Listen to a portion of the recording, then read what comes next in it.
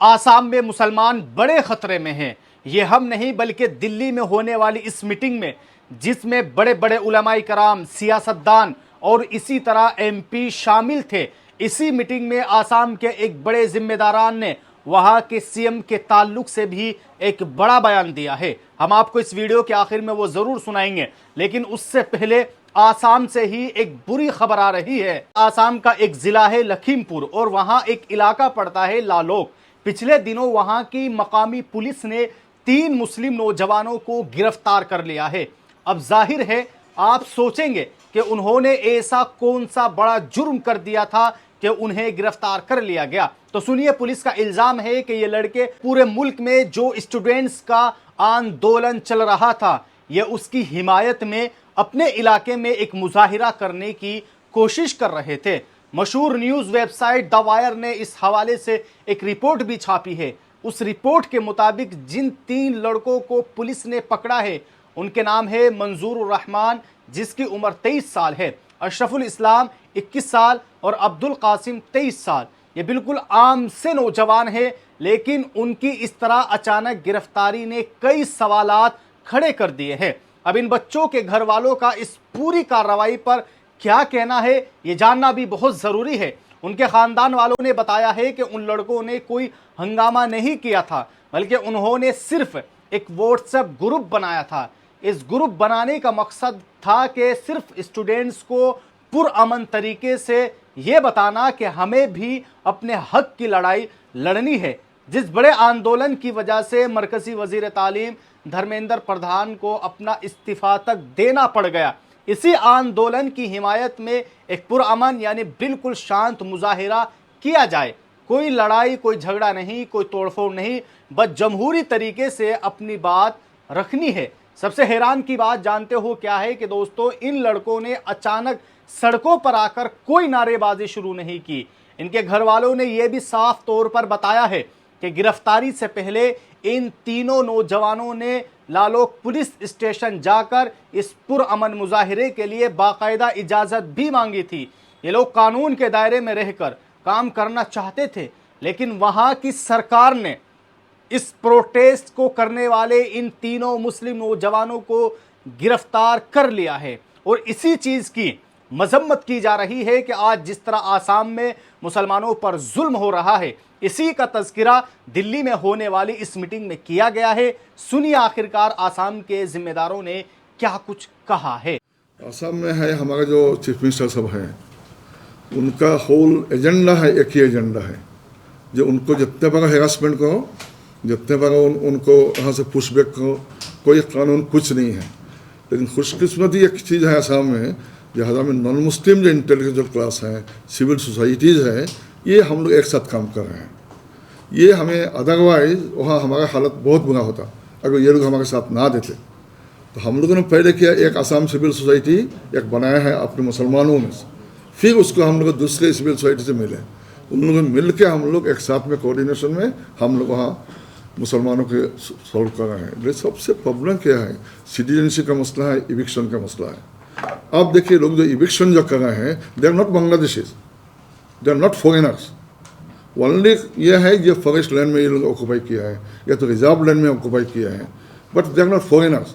आप उसको वहाँ से इविक्शन कर दिया, रास्ते में है लोग, उनका ना वोटर लिस्ट में इधर नाम आएगा ना उधर आएगा, अब कोई बीएलओ भी नहीं जाता है, कोई हाउस नंबर नहीं है, कुछ नहीं है, तो दे आर बीइंग डिप्राइव्ड।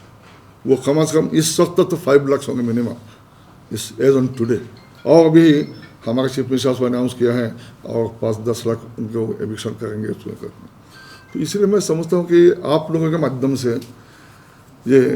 हम क्या चाहते हैं, कॉन्स्टिट्यूशन का बताना चाहते हैं। हम ये नहीं कहा कि मुस्लिम इशूज़ आए, ओनली इशूज़ सबका है, कॉन्स्टिट्यूशन का इशूज़ है, कानून का इशूज़ है, हम लोग का जो सोशल सॉलिडारिटी है उसका इशूज़ है। इसीलिए जो रेजोल्यूशन नंबर 2 जो है, उसी के ऊपर हम बोल रहा हूँ, ये this house resolves to take concrete steps towards improving social unity, harmony and building solidarity among all sections of Indian society. तो ये हमारा बेसिक चीज़ है, और असम में हम लोग इसी लाइन से हम लोग काम कर रहे हैं आसाम में।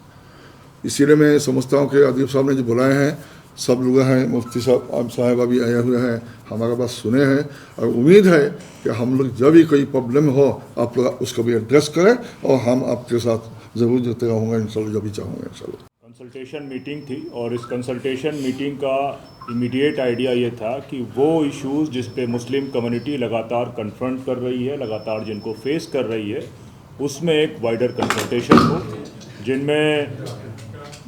हेट क्राइम, कम्युनल वायलेंस या टारगेटेड माइनॉरिटीज़ पे अटैक हो रहे हैं, उसके साथ साथ जो डेमोलिशन के वाक़यात और स्पेशली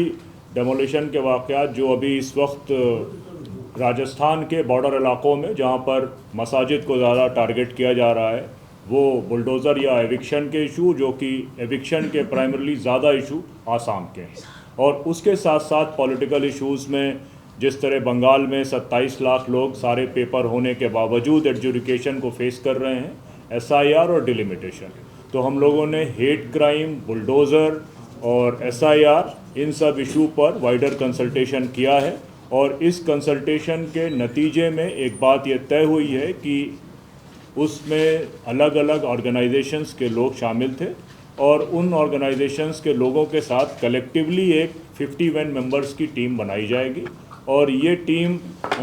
इन इश्यूज़ पे काम करेगी। और जैसा कि हमारे से प्रीवियस स्पीकर्स ने बात कही कि ये स्ट्रगल कलेक्टिव स्ट्रगल होगा, सिर्फ मुस्लिम कम्युनिटीज़ का पार्ट नहीं होगी, बल्कि मुल्क की सिविल सोसाइटी, वीमेन ऑर्गेनाइजेशंस, दलित ऑर्गेनाइजेशंस और कम्युनिटी बेस्ड जो OBC कम्युनिटी और अदर कम्युनिटी ऑर्गेनाइजेशंस हैं, कलेक्टिवली हम उनको साथ लेंगे और इनिशियल 3 महीने में इस पूरे प्रोग्राम को हम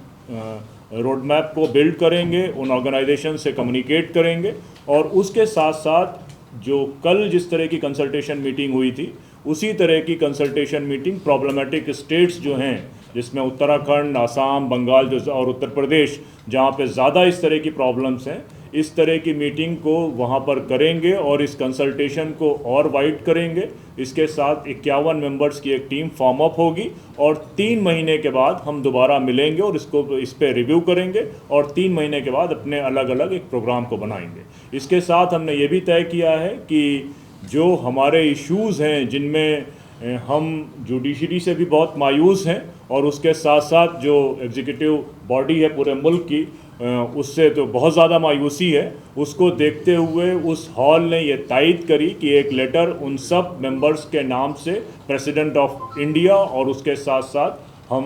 चीफ जस्टिस ऑफ इंडिया को शेयर करेंगे। बहुत शुक्रिया, थैंक यू। सबसे पहले मैं अदीब भाई का बहुत शुक्रगुजार हूँ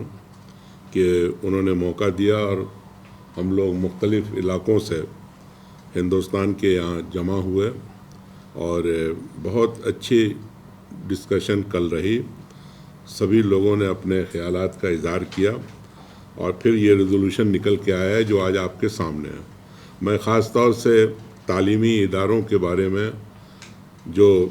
या तो अक़लियत के ज़रिए चलाए जाते हैं या फिर उनके इदारे हैं जिसको सरकार मदद कर रही है, उसके बारे में बात करूँगा। जहाँ एक तरफ